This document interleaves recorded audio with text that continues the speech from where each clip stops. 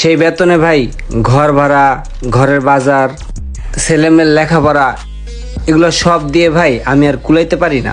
আর এই রমজান মাস আসার পর ভাই একদম টানা হেঁচড়াটা একটু বেশি লেগে গেছে গা।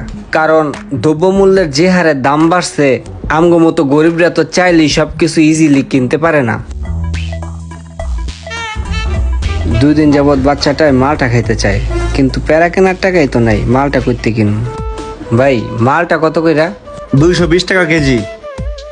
আগে না কমা ছিল। ভাই রমজান মাস তো তাই দাম বাইরে গেছে। চাল কেনার টাকা নাই, মালটা করতে কিনবো 200 টাকা দিয়া। ঠিক আছে ভাই।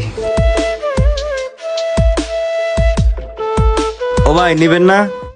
এর জন্য ভাই প্রতিদিন অফিস ছুটির পরে বাধ্য হইয়া হাতের সামনে যা পাই এগুলা নিয়ে একটা ভাঙ্গারের দোকানে বিক্রি করি।